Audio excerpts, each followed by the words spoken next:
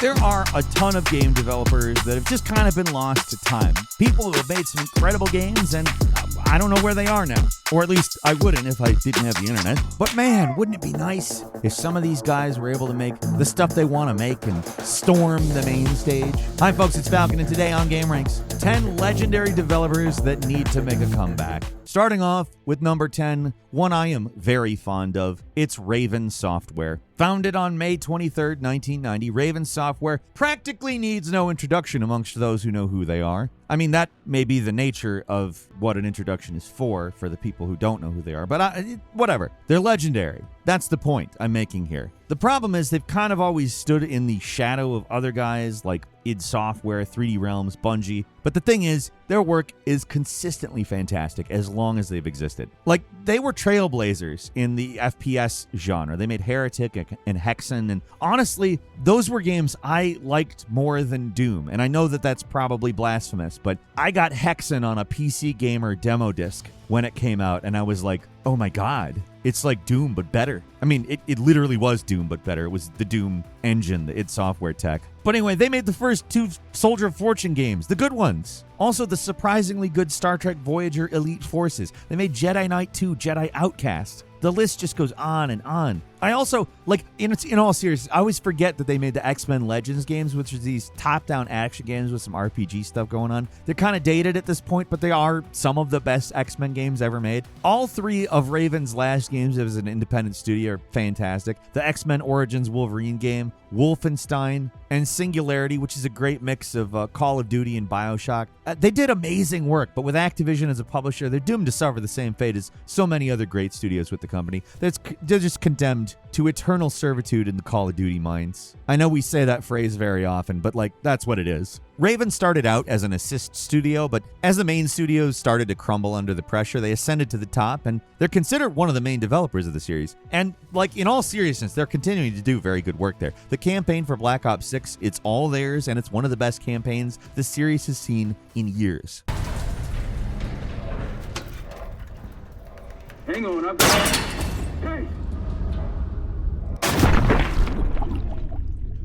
So yeah, it's not like Raven is struggling or on death's door or anything. They're actually doing quite well and creating great work, but seeing their creativity on display in Black Ops 6 makes me wish they could go back to doing their own thing again. Like, imagine this version of Raven, after all the experience they've gathered, making a new Hexen game, a la Doom Eternal, or hell, make a Singularity sequel. That'd be friggin' amazing. It's never gonna happen, of course. Call of Duty's too profitable for Activision to consider doing anything else, and, Raven kind of really keeps the reviews high, let's say. They know what they're doing, and I'm glad they're still doing well and making cool story modes. But the Call of Duty games are, regardless of how good their entries in it are, kind of a limited canvas for a studio this creative. They have a long and storied history, so it's just kind of a shame that they're not able to leverage that acclaim and respect into supporting their own projects. No, they wouldn't make as much money as Call of Duty, and I mean, that's why the idea is dead in the water, but I would love to see Raven free of those obligations someday, just to see what they would come up with next.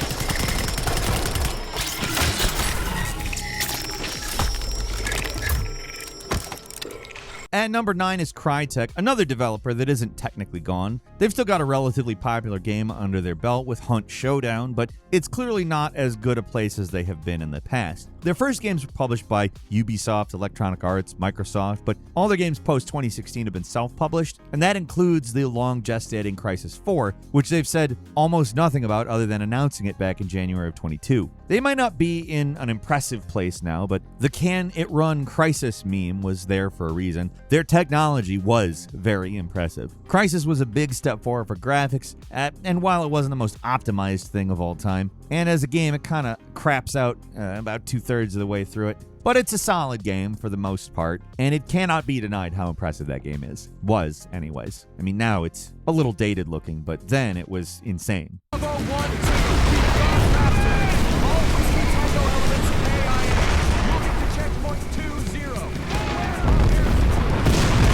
And that wasn't even their first game. Before that, they made the original Far Cry, and while the rest of the series became something significantly different, that original game was one hell of an achievement. I mean, it was goofy as hell, but the levels were massive and non-linear and really fun to screw around in. Their other work might be hit or miss, and the Crysis sequel got hit with consoleization pretty hard, which maybe isn't that big of a problem anymore, and might make for Crysis 4 being quite good. But I think their original Far Cry and Crysis, those are enough to make them a legendary studio worthy of a real comeback. It's still possible, too. If Crysis 4 does actually come out, they can really show the world what they're capable of without any restraint. I don't have expectations per se. I don't know if they won't or if they will, but I would sure love to see them pull off a return to form. Contact! Get down now!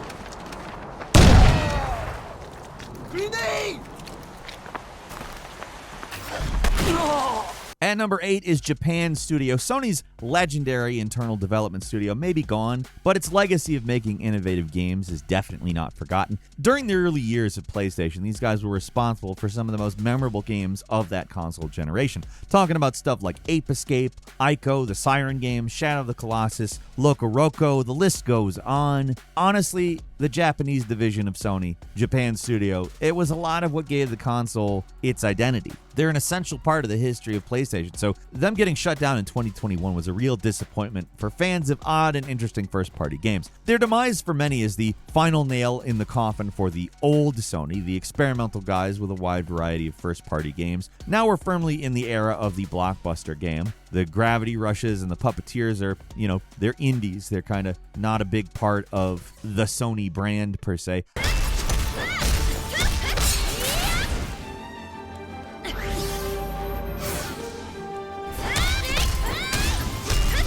Not that God of War and Horizon and The Last of Us are bad, but they're definitely a different kind of game. And it's just a little disappointing to see Sony slowly move away from the studio that did so much for them in the past. At least with Team Asobi still around, there are some offbeat games that get made like Astrobot, which in many ways is a celebration of not just the entire PlayStation library, but Japan Team in particular. With Astrobot proving to be such a big success, there's no better time for a Japan studio to make a comeback. If not a name, then at least in spirit. Like, these games don't do the same numbers as Sony's biggest franchise, but they make a good buffer game that drives interest in consoles. Like, Nintendo's proven that consistent exclusives keep a console alive in the minds of its audience. It certainly ain't tech with them. They just bring out stuff that's good, have a few blockbusters, and have some stuff that happens in between. Doesn't matter if the games don't all sell Tears of the Kingdom numbers. It keeps interest. And in all seriousness, there are not a lot of games coming out of Sony anymore. They're big, and a lot of the times they're good, but, we could have Ape Escapes in the interim, And the thing is, Japan Team made a ton of games, and I would like more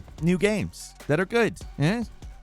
At number 7 is Criterion Games. The fate of all Activision studios is to eventually get swallowed by the monster that is Call of Duty, but over at Electronic Arts, everyone eventually becomes a support studio for Battlefield, and such is the fate of Criterion, the legendary developers behind the Burnout games. Okay, with EA, it's not necessarily just Battlefield. You can also get swallowed up by the Need for Speed games. That's the sad fate of Criterion, forced to split their time between being a support studio for Need for Speed and for Battlefield. At least they get top billing on Need for Speed Unbound, but compared to something like Most Wanted, that at least felt like a continuation of their Burnout games, the spark of the old Criterion games, it seems like it's completely gone at this point, which is a huge shame because, man, Burnout 3 and Revenge and Paradise, they are some of the all-time great racing games, and it's sad to see such an amazing developer chained to a franchise that's, it used to be one of their direct competitors. Need for Speed games are not bad. I like them a lot, but the Burnout games were so good.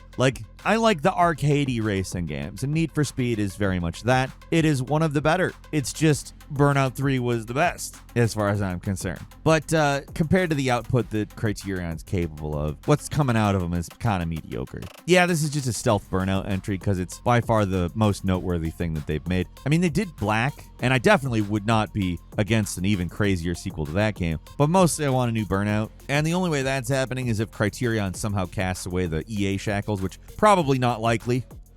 At number 6 is Konami. Oh boy, time for a good old knuckle crack. Let's get into Konami. Does Konami deserve a comeback? I mean, from all the horror stories we've heard about how they treat their employees to their alleged real-life Yakuza ties, they're pretty sketchy in terms of being a business. And in the last decade, they have all but completely self-immolated in terms of their gaming division. Why? In the pursuit of easy money in the gambling and health spas sector, which, all right. Now with new gambling regulations in Japan, though, Konami's like, we're a game company. We gotta go back to that game stuff. So they've gone back to their back catalog. They're trying to milk their most culturally relevant franchises as much as possible. Sometimes this leads to absolute trash, like Contra Rogue Core, and sometimes it leads to something actually quite good, like the Silent Hill 2 remake. And more of the latter, please. Konami used to be one of the best publishers ever. Like, they put out a killer's row of classic games on the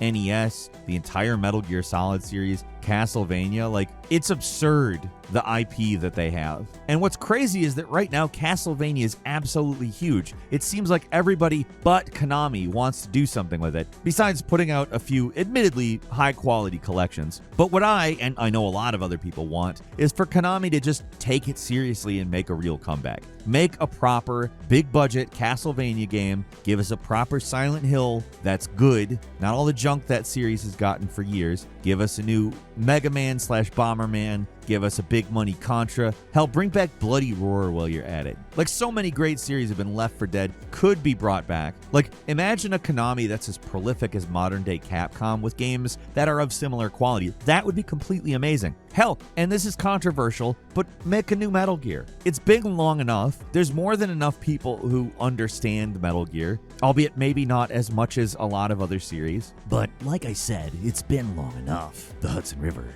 2 years ago.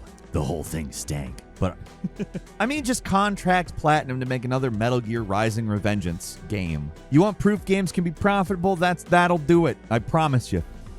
At number 5 is Cavia. If you never heard of these guys, then their catalog probably doesn't sound that impressive. The quality of their games range from kind of okay to the dirt worst. They made a lot of anime tie-in games and Resident Evil spin-offs of dubious quality. But in between all that, they made a few games that maybe aren't necessarily good, per se. And by that, I mean all around good games. They might do something. They're weird, and they're interesting, and I guess in some ways they are good as well, but not all. I'm talking about 2003's Drakengard and the 2010 stealth sequel, Nier. Yes, this is actually a stealth Yoko Taro entry, but Cavia is an interesting can of worms all its own. During the PS1, PS2, and mostly ending at the PS3 eras of gaming, there was so many weird little Japanese developers out there just plugging away doing their own thing, making a ton of games that didn't have a lot of mainstream appeal, and in fact weren't even necessarily all that good, but were interesting. From Software started out as one of those developers until they hit it big with Souls, and while Cavia unfortunately never managed to make that happen, I feel like the opportunity was there. That's why Cavia needs to make a comeback, along with Yoko Taro, the absolute madman behind their most interesting games. He hasn't really disappeared, like he's done minor work in the past few years, but he really hasn't got a chance to flex his creative muscles since 2017. And it doesn't even have to be a new Nier or a new Drakengard. You could do something completely new for all I care. I just want to see something from the man who once answered an interview as a sock puppet. Many of gaming's biggest legends are now at the tail end of their career, or in some cases are enjoying a creative renaissance, but Taro is still capable of doing crazy interesting work, and I just love to see more from him, as the same devil-may-care spirit as the games he made with Cavia.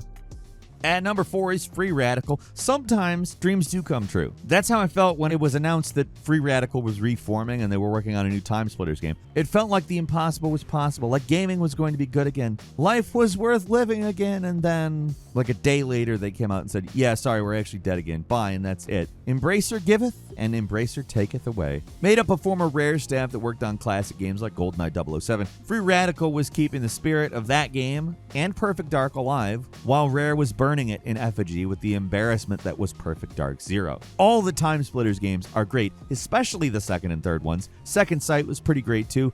We won't talk about Haze, but whatever. The story of Free Radical has become a bit of a disappointment though. Their Star Wars Battlefront sequel got canceled. They got folded into Crytek, where they suffered a slow, lingering death, and they were miraculously revived with the same core leadership as before, only to die with like half of the gaming industry when Embracer's ambitions for free money from the House of Saudi fell through. Can Free Radical come back again? Hey, it's happened once, and maybe lightning can strike twice in the same place. Yeah, it's probably not happening, but maybe someday. Maybe somebody will come around and make a spiritual successor to Time Splitters, or they could get the license with a different name or something. I just really want Time Splitters 4. That's kind of what this one's about. At number 3 is Ion Storm, another beautiful dream crushed by cruel reality. The idea behind Ion Storm sounded absolutely great on paper, a creative-led studio where developers could make the games they really wanted to make without deadlines or oversight. It was fronted by industry legends like John Romero and Tom Hall. They brought in Warren Spector to do a little game you might have heard of called Deus Ex. At their best, it was a studio capable of amazing things that you just wouldn't see from other developers. On the flip side, though, there's Daikatana, John Romero's magnum opus that went way over budget, came out years after it was supposed to, and sucked big time. The original plan to buy a partially completed games to finish for an easy profit proved to be a bad idea too. With Dominion 3, they ended up taking way longer to finish it than they originally planned, and it ended up costing hundreds of thousands. At the end, it did not sell well. Bad. The point of these kinds of studios is to make amazing games that don't necessarily perform, but not crappy ones that don't necessarily perform. I will say, Tom Hall's Anachronox, great game, very interesting. Didn't do well, but that was the kind of games I wanted to see from these guys. Obviously, Deus Ex was the only real standout from the company's real lasting legacy is that of mismanagement and absurd overspending. They bought a penthouse office with a skylight. Everyone had to cover up their cubicles with black fabric so they could actually see their computer screens. Absurd and expensive. The poor planning part doesn't need to make a comeback, but the Rockstar developer collective idea is something I can get behind. I'd love to see it, if not the execution, but I'd love to see the idea come back. Even if it ends up being a massive failure again, maybe we can get another Deus Ex. And number 2 is Origin Systems. Founded 41 years ago and defunct for 20, Origin is one of those foundational developers from the early days of video gaming. The long-running Ultima series is one of the most legendary in gaming, and you can see their influences everywhere, from anything that calls itself an RPG or an immersive sim, meaning all the way up to Baldur's Gate 3. These guys are one of, if not the most high-profile victims of Electronic Arts. And while it's obviously pretty much impossible to bring back the original Origin Systems at this point, I would love to see them return in some way with the promise of a new Ultima game. Just leave out Richard Garriott, old Lord British himself. I think while he's a legend, he's embarrassed himself quite a bit with games like Shroud of the Avatar. Also, how sleazy his other business ventures have been. Keep him away from any revival. He's not quite Peter Molyneux yet, or maybe Peter Molyneux isn't quite Lord British yet. I don't know, one of the two. But either way, it's not far. Back in their prime, though, Origin wasn't just cranking out Ultima games. They were doing tons of interesting things, and the place fostered all kinds of future talent. John Romero worked there before co-founding id Software. Warren Spector produced Ultima Underworld there. Chris Roberts of Star Citizen fame got his start with the acclaimed Wing Commander games. Yeah, modern day Chris can stay home too if they actually get this thing going. Be nice if they got something done, you know. Mostly I just want a new Ultima. After Baldur's Gate 3, I think there's a real opportunity to return to that series and expand the freeform RPG where you can do almost anything idea. There's just so much potential there that's just not been explored. And finally, at number 1, Rocksteady Studios. With BioWare making a comeback after the failure of Anthem, it goes to show you that one bad game shouldn't tank an entire studio, even if they did work on that one thing for a decade. Sure, Suicide Squad Kill the Justice League was a major misfire, but it's also Rocksteady Studios. They should have a second chance. I don't want to see them being taken out back and shot like Sony did with Firewalk. One bad game shouldn't be your studio's entire legacy, especially when the 3 Arkham games they made previously were so incredibly good. Not just good. In fact, they were innovative and creative, extremely well made. They kind of caused the modern action game, but they did it in a way that modern games also still struggle to do. I mean, look at any game where you call in a vehicle versus how it looks to call in the Batmobile in Arkham Knight. It's seamless. Their technical wizardry was something else, and the way they were able to take a popular IP and do something new and exciting with it is so unexpected, especially because of how huge they leveled up for that first Arkham game. Rocksteady doesn't just need a second chance, they deserve one for how much they've contributed to the entire gaming industry. We've seen what other developers have done when they try to copy the Rockstar formula. It's not